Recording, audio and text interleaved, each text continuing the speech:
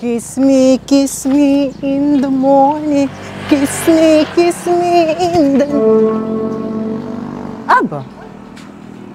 Ay parang itong motor na ito eh, nakikilala ko. Kay Kuya JR ito.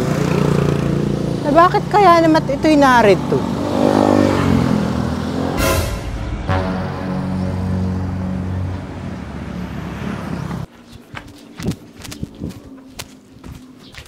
Nanay! Jessica! Si Kuya JR, nakita ko kanina. Ay, nakita ko din naman kanina. Nakita ko doon sa tindahan ng pids ni Aling Puring. Nabili ng pakain sa baboy.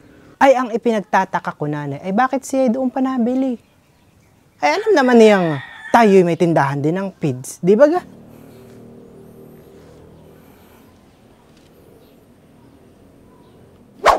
And time have set me free. True love I see, and all tomorrow. Bakit na dito ka, Marisa? Ako'y huwag mong binabakit. Bakit? Rosalie, kapal ng mukha ninyo. Ang anak mo ay nakita ng anak ko na doon nabili ng pakain sa baboy sa tindahan ni Puring. Aba, gagaling naman ninyo. Pag kayo uutang ay sa akin, tapos ay pag kayo may mga pira ay sa ibang tindahan kayo nabili. Aba, anong ganayon, Rosalie? Paano ka, Marisa? Ako'y walang alam sa sinasabi mo. Si JR, nabili doon kay Puring. Paano naman nangyari iyon? Ikaw nga'y wag nang magtanga-tangahan din yan na parang ikay walang alam. Suhus! Marisa, baka naman iyang anak mo eh. Naduduling na kaya namamali ng tingin. Baka akala lang na yung anak mo si JR yung nakita niya. Aba, Tia. Imposibleng ako'y magkamali. Kitang-kita ko. Yung motor ni Kuya JR ay nakaparada doon sa harapan ng tindahan ni Aling Puring. Oh, ay sige. Sabihin na nating si JR ngayon na doon sa tindahan ni Puring. Ay ito ang tanong ko sa iyo, Iha. Nakita mo sa akto gamit iyang mga gulat mong matang si JR ay nabili ng pids doon? Ha? Ay hindi!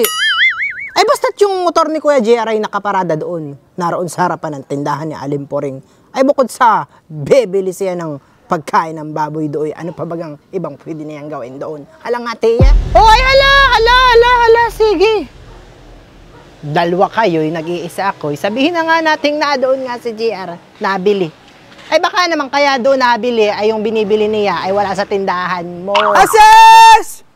Imposible namang iyang binili ni JR doon kay Puring ay wala sa tindahan ko.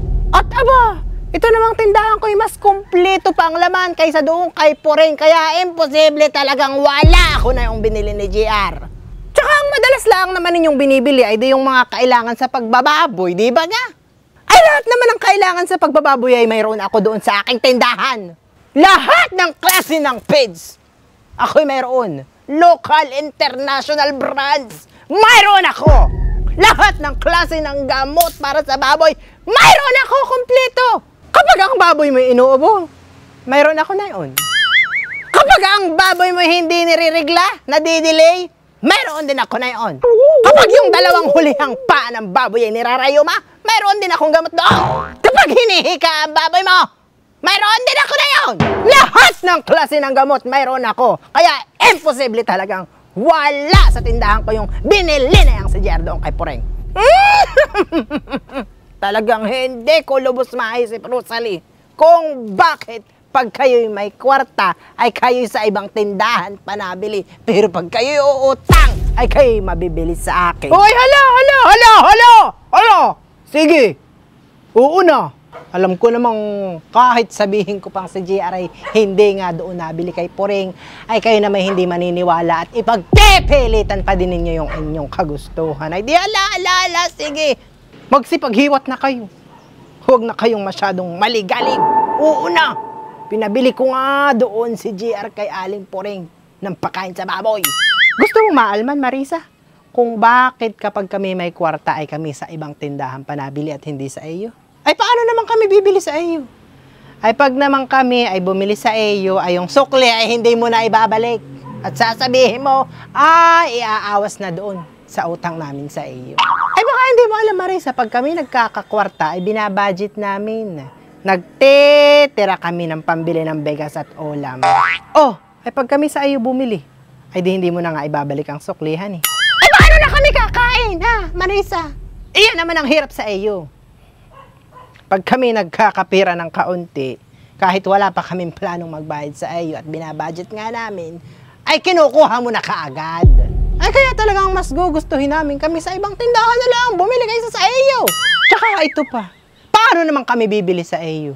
Ha, Marisa? Ay ang arwan mo naman ay mahal ng 5 piso. Kaysa doon kay Puring. Kahit sino namang mamimili, ay di ang pipiliin ay kung saan mas mura.